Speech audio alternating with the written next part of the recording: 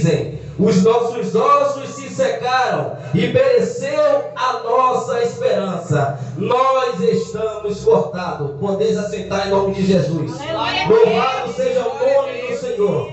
É um texto muito lindo, é um texto que outrora o Senhor colocara no coração do pastor, profetizando neste vale. Louvado seja o nome do Senhor. Quando eu leio essa passagem do livro de Ezequiel, no seu capítulo 37, para eu narrar esse texto, eu tenho que voltar um pouco atrás. Louvado seja Deus para o contexto da história. A Bíblia nos revela, louvado seja Deus, que Deus levanta um profeta chamado Jeremias. A Bíblia vai nos dizer que Jeremias ele profetiza, louvado seja Deus, sobre o cerco de Jerusalém. Louvado seja Deus. Para que eu e você entenda esta mensagem, bem sabemos que existiam 3 reis: o rei Saul, o rei Davi e o rei Salomão. Louvado seja Deus. Quando o rei Salomão ele reina, a Bíblia diz que no final do seu reinado, as 12 tribos de Judá, ela teve uma separação. A Bíblia diz que as 2 tribos do reino do norte, que se chama Israel e Judá, ela se encontrava, louvado seja Deus, de uma parte, e a outra parte, que era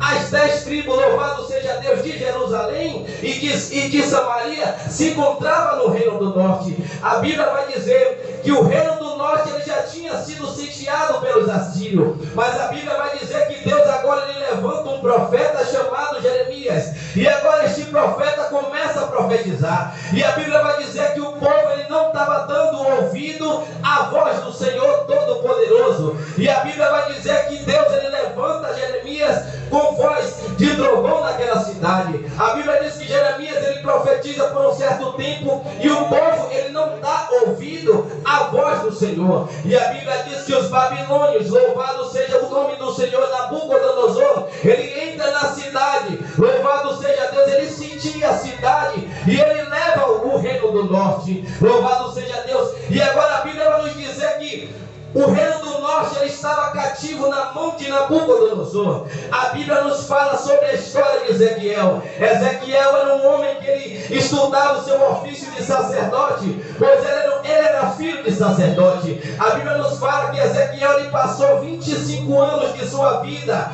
estudando o ministério sacerdotal. E a Bíblia nos fala que Ezequiel ele foi cativo para a Babilônia, junto com Sadraque, Mesaque e Abednego. Louvado seja o nome do Senhor, pois eram contemporâneos um do outro. E a Bíblia nos fala que Ezequiel ele estava cativo e que ele morava junto com os exilados na Babilônia, de frente ao rio Quebar. Louvado seja Deus. E a Bíblia vai nos dizer que Deus ele levanta Ezequiel com a idade de 25, com a idade de 30 anos, pois ele chegou com 25 anos em Babilônia, e quando se passou 5 anos, Deus levanta o ministério de Ezequiel como profeta. Ezequiel era sacerdote, ele não sabia que ele ia profetizar, ele não sabia que ele ia profetizar contra uma geração dura e obstinada. Louvado seja Deus. E a Bíblia nos fala que Deus ele chama Ezequiel: filho do homem, põe-te de pé que eu falarei contigo. Louvado seja Deus. Para Deus falar comigo e com você, bem sabemos que é necessário eu e você se pôr de pé na presença de Deus. Para Deus falar conosco, para Deus nos usar, é necessário eu e você se colocar diante do Todo-Poderoso de pé. Louvado seja o nome do Senhor. E a Bíblia nos fala que Deus ele começa a dar revelações a Ezequiel. Deus começa a levantar Ezequiel na Babilônia. A Bíblia diz que Deus disse: olha, profetiza, filho do homem, profetiza, porque são casa rebelde. Louvado seja o nome do Senhor. E a Bíblia fala que aquele povo ele estava passando grande tribulação naquele lugar, porque quem está cativo, quem está preso, ele não consegue se alegrar, ele não consegue ficar alegre, ele não consegue viver uma vida tranquila, porque o adversário estava deixando ele preso, o adversário estava destruindo as famílias, destruindo as plantações, destruindo Israel. Louvado seja Deus. E quando Ezequiel, no capítulo 37, a Bíblia vai nos dizer que Ezequiel foi chamado para profetizar sobre um vale de ossos secos. Mas antes de Ezequiel profetizar sobre o vale, no capítulo 24, a Bíblia vai nos dizer que Ezequiel ele começa a profetizar, e a Bíblia nos diz que a esposa de Ezequiel ela morre. E Deus, mesmo assim, diz Ezequiel, profetiza. É muito fácil eu e você profetizar na bonança. É muito fácil eu e você profetizar quando a despensa está cheia. É muito fácil eu e você profetizar quando sua família está servindo a Deus. É muito fácil profetizar quando você está com a porta de emprego aberta. É muito fácil profetizar quando teu filho já saiu da mão do aniversário. É muito fácil profetizar quando você está com a vida espiritual bem diante de Deus. Mas ei, é necessário que você profetize, tanto na bonança quanto na dificuldade, porque Deus, Ele vai te sustentar. Aleluia! E a Bíblia nos fala que Ezequiel perdendo a sua esposa. Quem quer perder sua esposa, meu pastor? Louvado seja Deus. E mesmo assim Deus faz com que ele profetize uma parábola segundo a morte de sua esposa. E a Bíblia diz que Ezequiel ele não retrocede, Ezequiel ele não teme, Ezequiel ele profetiza contra o povo de Israel. Louvado seja Deus. O povo de Israel aqui estava cativo, o povo de Israel aqui estava cabisbaixo. Louvado seja Deus. E quando chega no capítulo 37, o seu versículo 11, a Bíblia vai dizer que Deus ele dá uma visão a Ezequiel. E agora o povo estava comentando entre si. O povo já tinha perdido a esperança. O versículo 11 é o versículo chave do capítulo 37. A Bíblia diz que: então me disse, filho do homem, estes ossos são toda a casa de Israel. Eis que disse: os nossos ossos se secaram e pereceu a nossa esperança. Estamos cortados. Aleluia! Em outras palavras, aquele povo estava dizendo: estamos destruídos, estamos derrotados, estamos acabados. Acabou para o povo de Israel. Louvado seja Deus. Não tem mais esperança, não tem mais jeito, porque quando um povo ele se compara como ossos, é porque ele já perdeu a esperança no Deus Todo-Poderoso. Aleluia! O povo estava comentando entre si, pois Deus no versículo ele diz: eis que dizem. Não era Deus falando, era o povo que estava comentando. Acabou. E talvez você está se perguntando e dizendo: meu Deus, será que essa situação ainda tem jeito? Aleluia! Será que essa situação ainda o Senhor vai entrar com providência? Será que eu devo parar de orar? Será que eu devo parar de buscar? E Deus está dizendo: eu tenho um jeito para a tua vida. Eu tenho providência para ti. Louvado seja Deus. E agora a Bíblia vai dizer que Deus, no capítulo 37, e o seu versículo 1, Deus diz: então veio sobre mim a mão do Senhor, e o Senhor me levou em um vale que estava cheio de ossos. Louvado seja Deus. Isso foi uma visão em espírito. A Bíblia fala que Deus ele arrebatou Ezequiel em espírito. E a Bíblia nos vai dizer que Ezequiel ele viu aqueles ossos muito numerosos que estavam sequíssimos. Os ossos ele não estava seco, ele estava sequíssimo. Não tinha esperança, a visão humana. Não tinha mais jeito, não tinha mais esperança. Mas Deus começa a perguntar agora ao profeta: pode estes ossos reviver? Aleluia! E agora o profeta ele responde.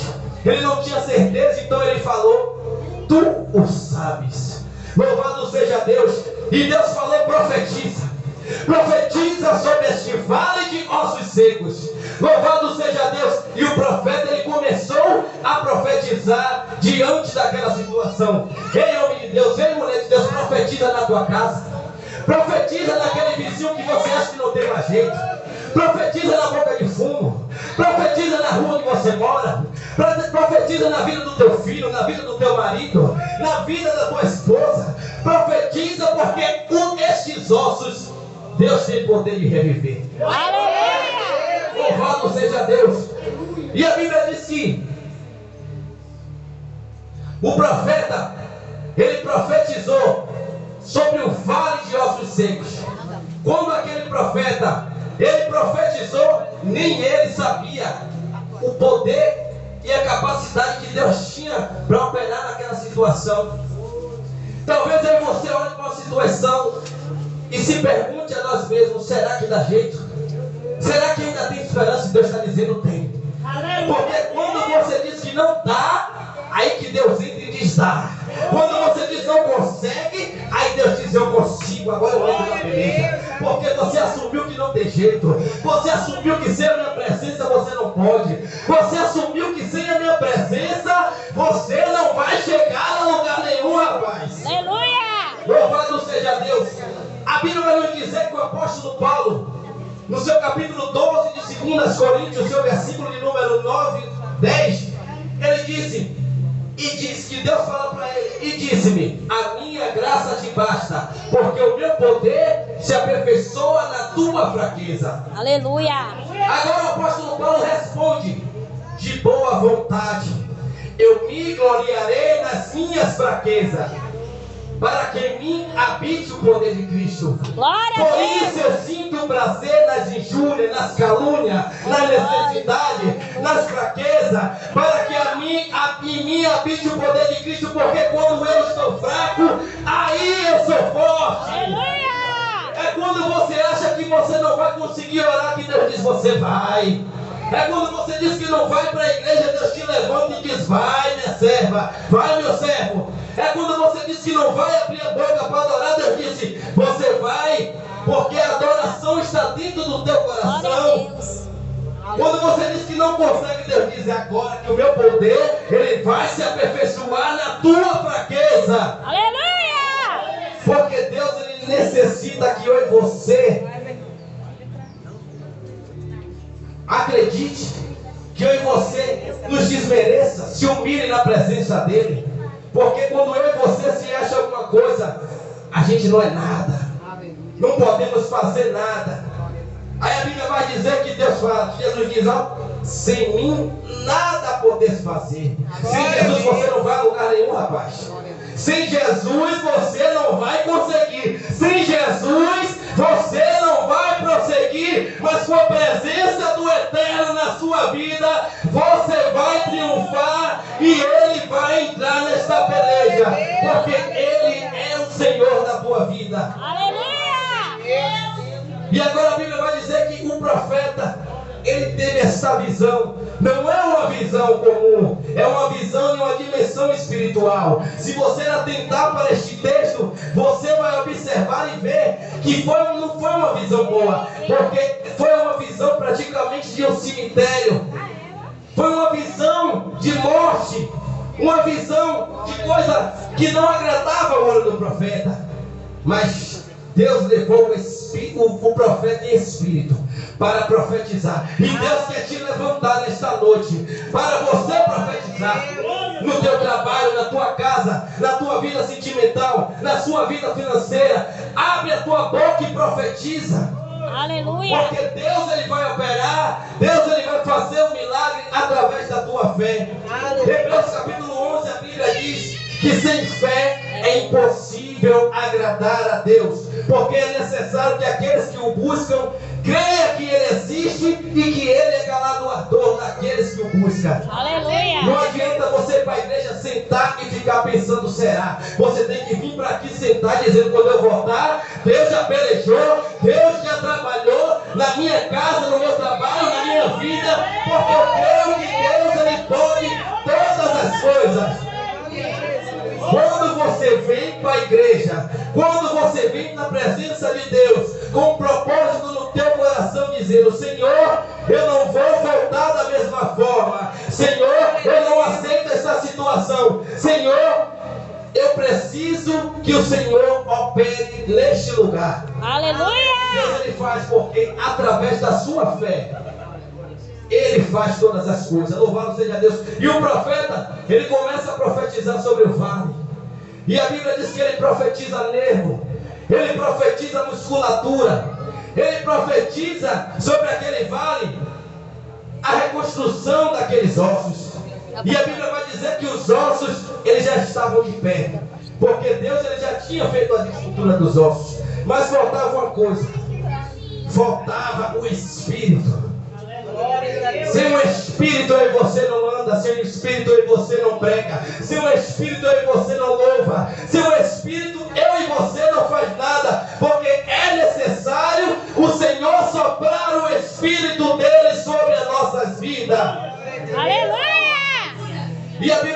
quando o povo se levantou, aquela multidão, um exército, louvado seja Deus. Deus, ele comparou aquele exército com a nação de Israel, porque a nação estava acabada.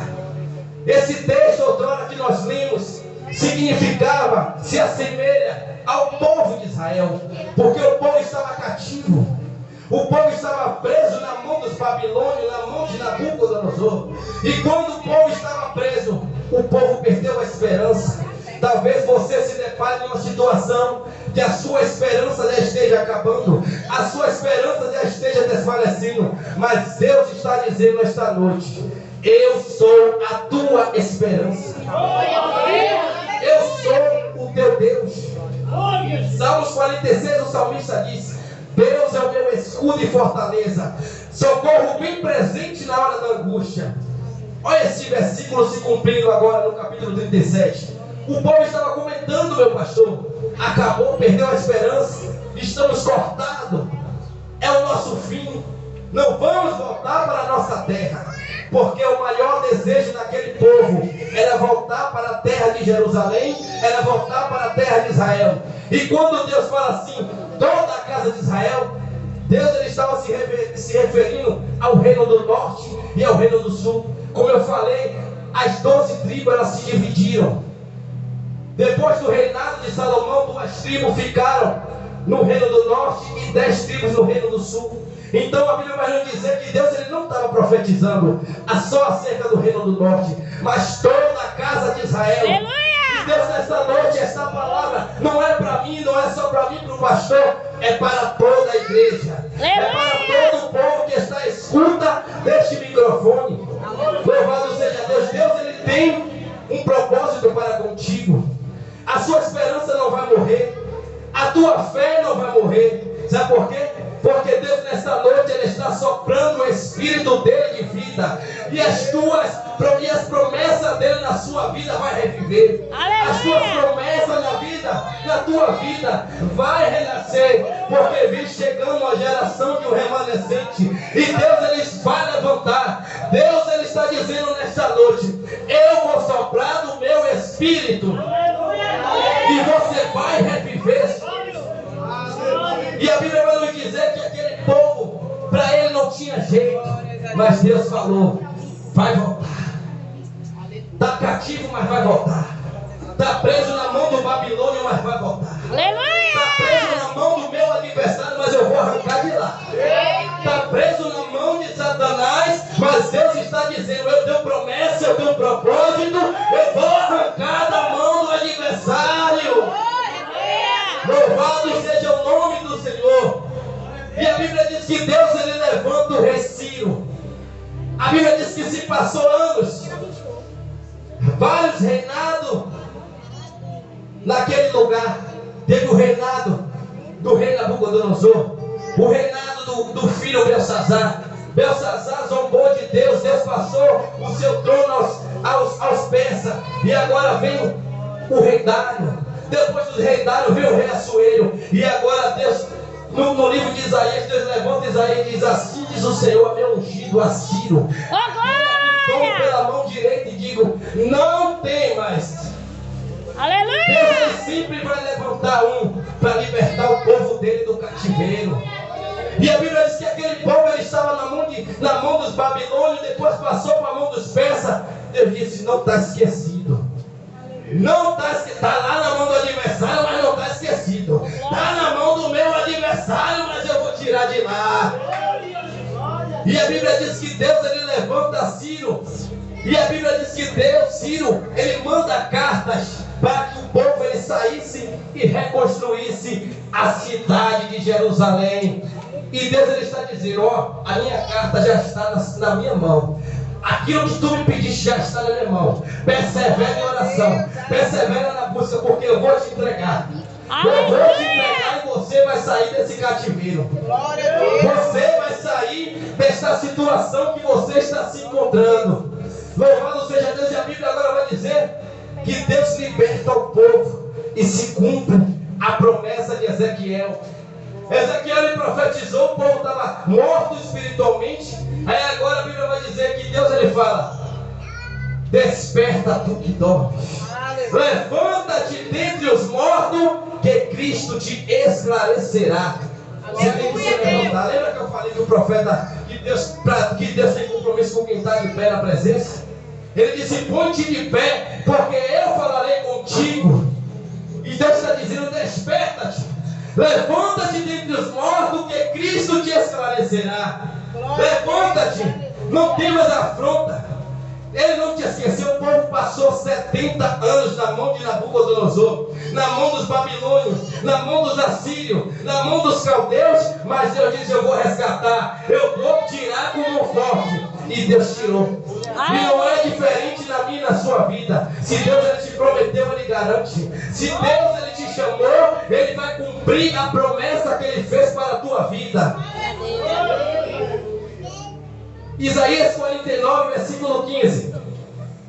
A Bíblia vai dizer que Isaías profetiza dizendo: ó, porventura pode uma mulher esquecer-se tanto de seu filho que cria, que não se compadeça do filho do seu ventre, mas ainda que esta venha se esquecer de ti, contudo eu não me esquecerei. Eis que eu te tenho guardado nas palmas das minhas mãos. Os teus muros estão continuamente diante de mim. Deus não esqueceu o que ele te prometeu. Deus não esqueceu aquilo que ele te prometeu. Vai se cumprir. Porque Deus, ele não trabalha na minha hora nem na tua hora. É no tempo dele. É no tempo que Deus determinou. Deus disse: você vai ficar cativo 70 anos por desobediência. E o povo ficou 70 anos completos. Não ficou nem